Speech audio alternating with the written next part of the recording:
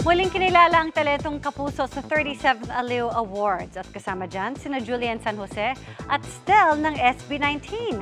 At ang talented panganay ng Dongyan na si Zia Dantes may award din. Makichika kay Aubrey Carampel. This year's Entertainer of the Year is Julian San Jose. Sa ikalawang pagkakataon, itinanghal bilang Entertainer of the Year si Asia's Limitless star Julian San Jose sa 37th Aliw Awards.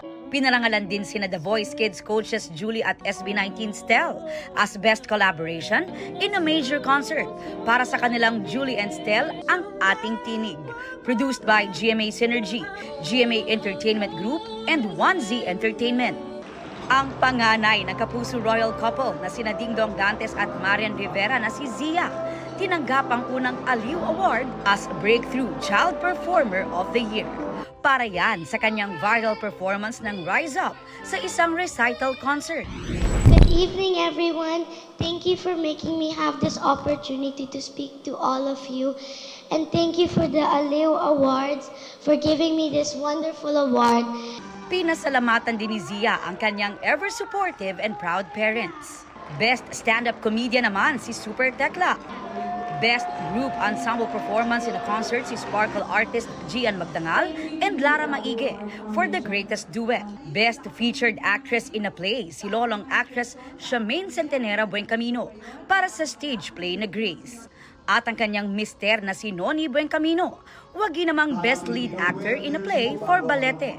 Si It's Showtime host Cariel ang Best Lead Actress in a Musical para sa Little Shop of Horrors. Ayon kay Aliw Awards Foundation Founding President Alice Reyes, patuloy silang magbibigay ng pagkilala para sa live entertainment industry. Aubrey Carampel, updated sa Showbiz Happening. Sepangs malala ang nafe-feel ni Sunny Lopez ngayong patapos na ang pulang araw. Pero magugulat pa rin kayo sa last few episodes nito. May spoiler-free chika si Lars Santiago. Eduardo, mahal na mahal din kita. Mahal na mahal kita. Hindi ko alam kung kakayanin ko pa yun. Muli mang nagkasama. Kakayanin natin ni Teresita. Nandito na ako. Sa paghihiwalay din nauwi ang pagkikita ni Teresita at Eduardo. Heartbreaking man, sobrang memorable daw para kay Sanya Lopez ang mga ganitong eksena niya bilang si Teresita sa GMA Prime family drama na Pulang Araw. Lahat ng ginawa ko kasing show, sobrang mahal na mahal ko eh. Pero ito, sobrang sarap lang sa pakiramdam na ipagmalaki pa, lalo na sa mga susunod na henerasyon. Hindi maluluma, yun yung masarap dito sa show na ginawa ko, dito sa teleserye na to. Ayaw magbigay ng spoiler ni Sanya sa mangyayari sa nalalapit na pagtatapos ng Pulang Araw. Basta't marami raw magigimbal sa mga mangyayari. Sa finale, abangan ninyo kung anong mangyayari sa finale kina Teresita, Eduardo, Hiroshi at Adelina. Kasi ang dami nakaabang, ano ba? May mamamatay ba? Sino ang mamamatay? Ilan ang mamamatay? Etong gera na to mag-iiwan ng scar sa ating mga Pinoy. Kumbaga, ganun yung iniwan ng gerang to. Tuwarin mo ako. Dahil tapos na ang pakikipaggera ni Sanya sa harap ng kamera, gusto naman niyang harapin ang paghahanda sa pagdating na Pasko. I'm looking forward na makasama ko yung mga mahal ko sa buhay, syempre ang pamilya ko, mga kaibigan ko sa bahay namin. Kasi usually naman talaga, yung Pasko lang ang nagbibigay sa amin ng time na magkakasama kami. Kasi yun lang yung free tayo lahat eh. At sa bagong taon, may imbitasyon si Sanya sa mga kapuso. New Year still sa countdown. Magkita-kita po tayo sa countdown, New Year's countdown ng GMA. At usually kasi sa kinabukasan ako nagsa-celebrate. Pero same, sa house pa rin, with my friends, family. Lars Santiago, updated sa Showbiz Happening. Hindi lang actingan on-cam ang gustong ma-experience ng ilang Sparkle stars, kundi pati ang proseso ng pagbuo ng script na kanilang binibitawan. Ibinahagi rin nila ang Christmas wish hindi para sa sarili, kundi para sa ibang tao naman. Makichika kay Aubrey Carampel.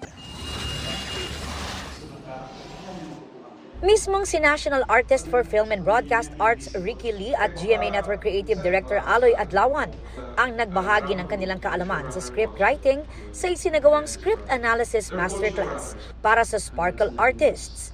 Para kay Isabel Ortega, malaking bagay daw ang ganitong klase ng masterclass dahil magagamit daw nila ito sa kanilang ongoing and upcoming shows. Hindi lang yun sa paggaganap mo bilang isang actress, pero ang dami ring factors na mas makakatulong sa pag-intindi namin sa role namin. Pag natututo rin kami kung ano yung process ng pagsusulat ng isang story. Magagamit din daw ni Michael Sager ang mga bagong natutunan sa upcoming Kapuso serye na may Ilongga Girl kung saan makakatambal niya si Jillian Ward.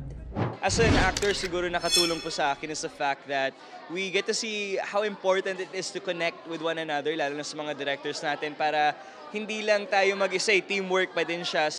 At dahil 7 days to go na lang, Pasko na. Tinanong na rin namin ang ilang Sparkle stars kung bibigyan sila ng pagkakataong humiling para sa ibang tao naman ngayong Pasko, ano at para kanino ang kanilang Christmas wish. Siyempre for Miguel na lang. Bakit for Miguel? Anong hihilingin mo para kay? Ang hinihiling ko kay Miguel is of course success sa career niya and of course good health din. Para naman sa kanyang Ilongga Girl Jillian Ward, ang wish ni Michael Sager, I wish that she has good people surrounding her, giving her good energy and making sure she's happy all the time. habang si Zonia Mejia na gumaganap as Trixie sa Lilet Matias Attorney at Law.